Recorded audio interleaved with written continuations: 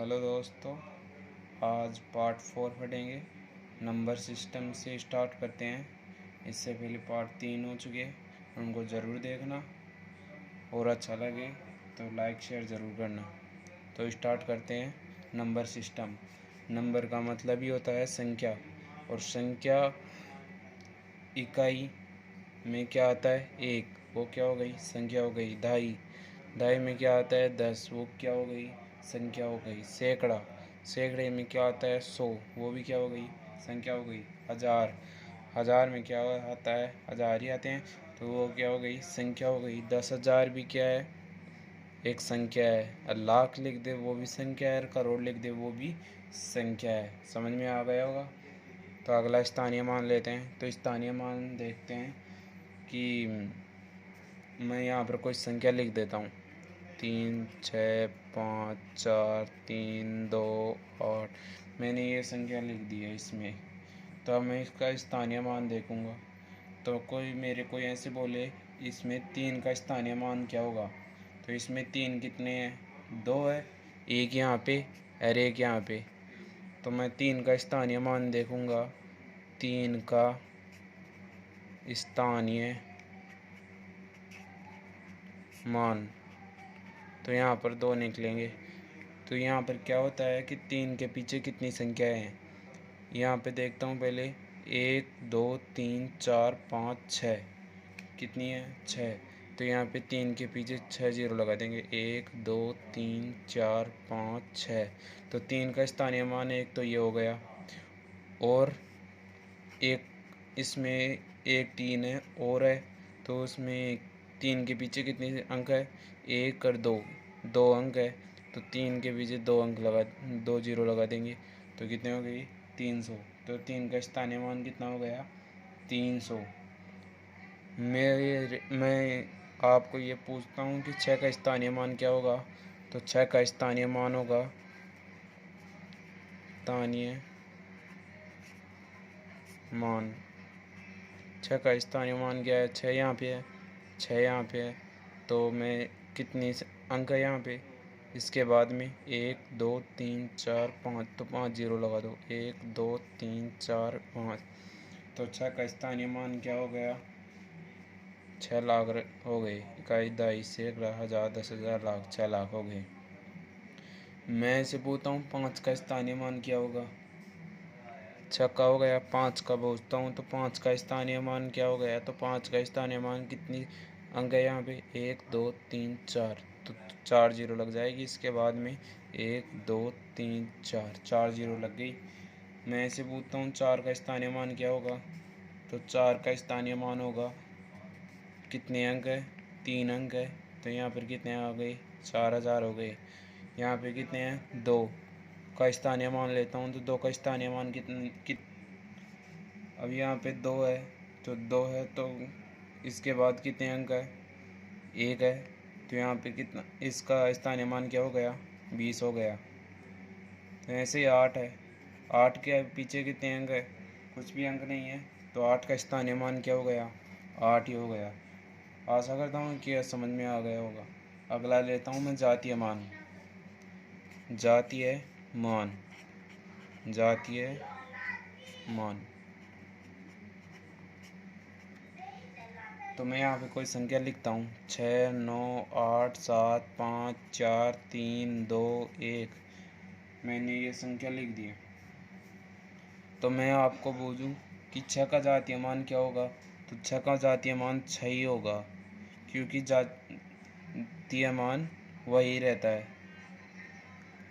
मैं ऐसे पूछूँ 9 का जातीय मान क्या होगा? 9 का जातीय मान, 9 का जातीय मान 9 ही होगा। 8 का जातीय मान क्या होगा? 8 ही होगा। 7 का जातीय मान क्या होगा?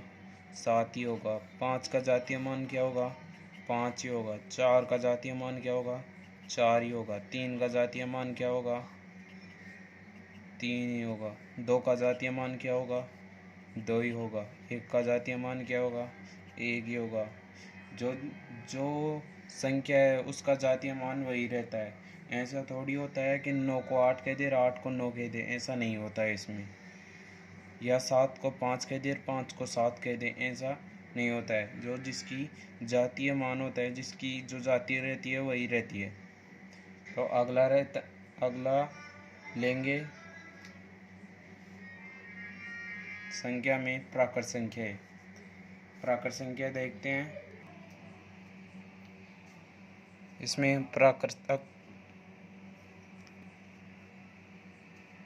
इसमें ये प्राकृतिक संख्याएं किसे कहते हैं? तो प्राकृत संख्याएं एक से शुरू होती है, एक से शुरू होती है, एक से शुरू और अनंत तक जाती है। कहाँ तक? अनंत तक जाती है। एक से शुरू होती है और अनंत तक जाती है, तो ऐसी संख्या को क्या कहते हैं? प्राकृत संख्या कहते हैं। एग्जाम्पल 1 2 3 4 5 6 ऐसे आगे तक चलती जाएगी और ये क्या कहलाएगी? प्राकृतिक संख्या और अनंत तक चलती जाएगी। तो ऐसी संख्या क्या कहलाएगी?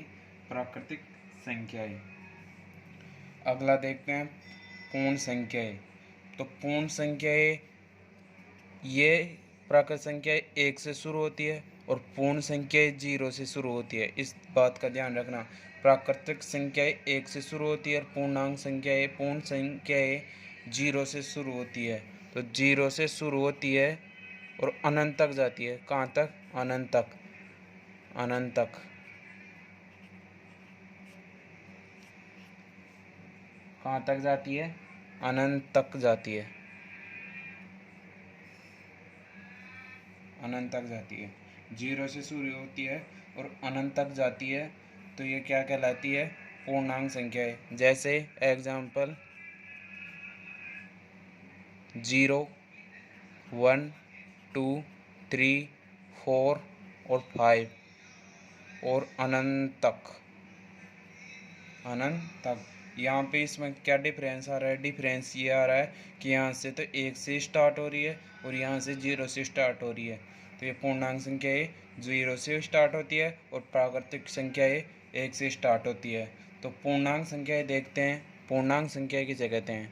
तो पूर्णांक संख्या कहते हैं इसको, प्राकृतिक संख्या को n से दर्शाते हैं। किससे? n से दर्शाते हैं। n से दर्शाते हैं। और पूर्णांक पूर्ण संख्याओं को w से। किससे? w से। इससे w से दर्शाते हैं। और पूर्णांक संख्याएं किसे कहते हैं? वे संख्याएं जो धनात्मक भी हो और ऋणात्मक भी हो। जैसे यहाँ पे लिख रहे हैं धनात्मक भी हो, यानी कि प्लस भी हो और माइनस भी हो।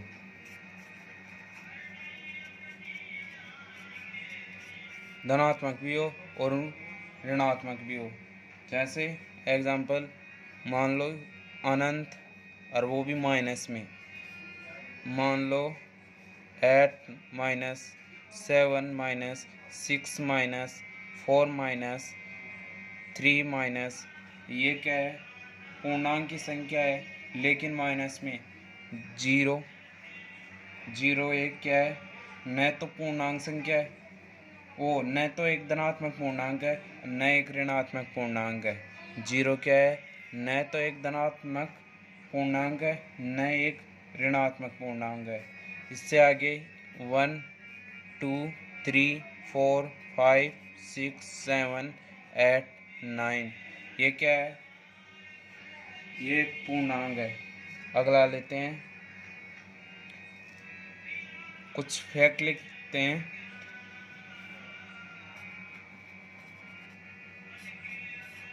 अक्सर एग्जाम में पूछ लेते हैं। तो पहला फैक्ट है, सबसे छोटी अभाज्य संख्या 2 होती है। सबसे छोटी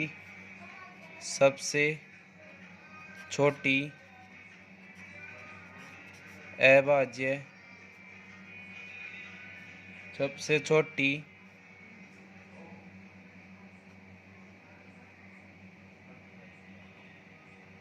अभाज्य संख्या 2 क्या होती है? 2 सबसे छोटी अभाज्य संख्या क्या होती है? यदि मैं आपको ये पूछूं कि सबसे छोटी विषम संख्या क्या होगी? अभाज्य, वो भी क्या? अभाज्य।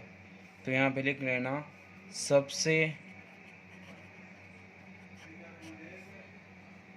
छोटी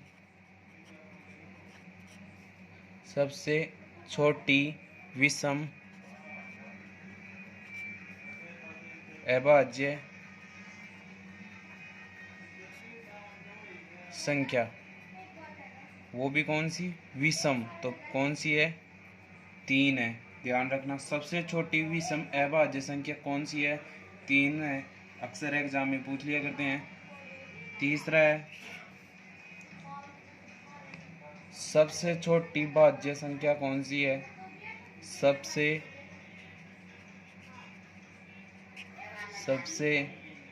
छोटी भाज्य संख्या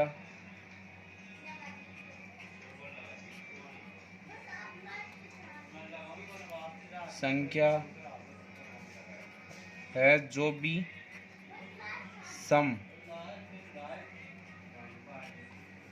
है।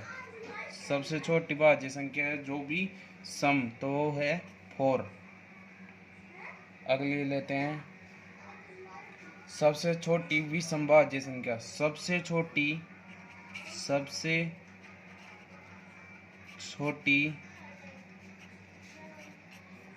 विषम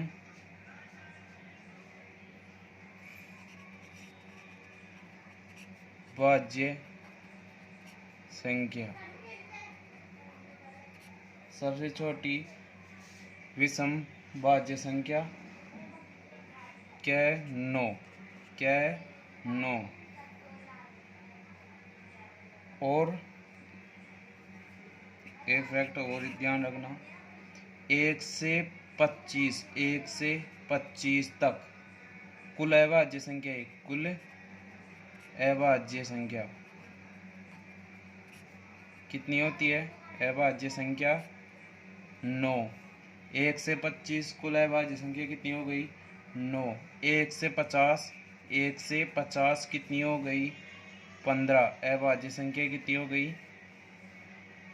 15। और 1 से 75 कितनी हो गई? 21। कितनी हो गई? 21। 1 से 100 तो कितनी हो गई?